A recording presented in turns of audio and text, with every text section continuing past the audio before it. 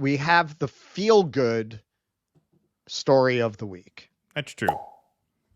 That's why I wanted to do it, man. People need to pick me up before we go over to the Q&A. I thought Hillary was a fine pick me up, but all right. We call this people segment are not inspired. Yudelman on the quad. Yeah. Professor seen on video verbally attacking woman in hijab will no longer teach at Arizona State.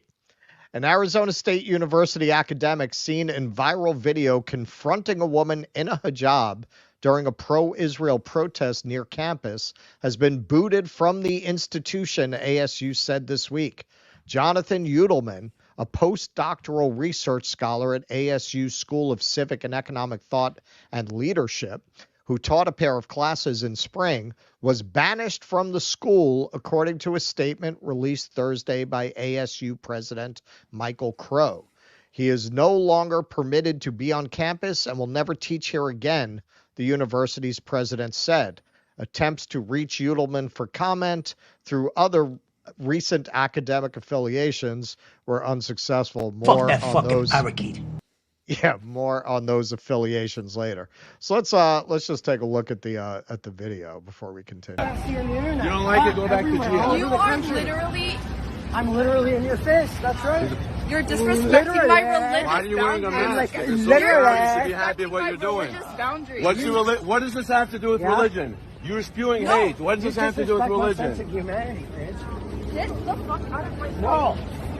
That's a professor. Yeah, who invited you here? Professor.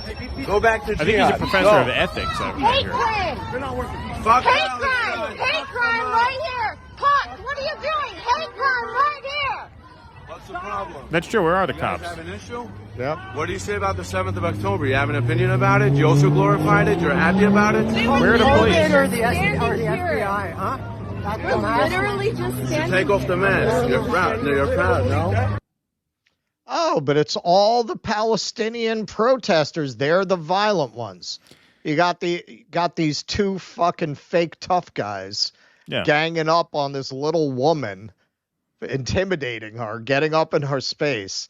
Yeah. Fuck. Where's this video on CNN, by the way? Where's Dana Bash or Jake Tapper doing a report on this video? Where's Joe Scarborough? Where's Joe Scarborough? Why do we have professors like this in our universities? Right. Yeah. Yeah. Wait, I'm waiting for that monologue. Yudelman attended a pro-Israel protest on May 5th just outside campus. We can skip the description of the video. It isn't clear what took place before the clip began, capturing the back and forth between the scholar, an unidentified man with him, and the woman. Seems pretty clear to me the woman was about to cross the street and he decided to get up in her face.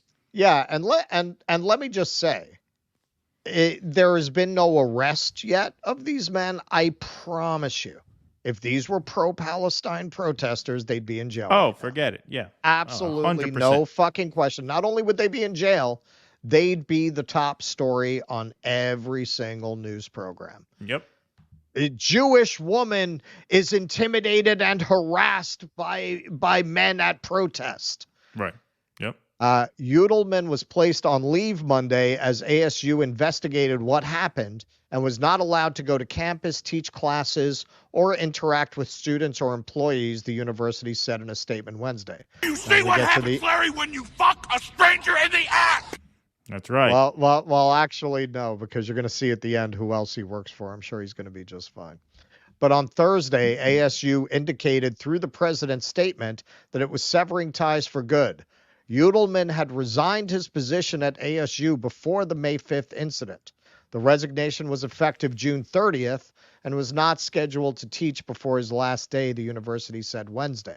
It also said that it referred the matter to Tempe City Police, which has jurisdiction in the area outside campus where the incident took place.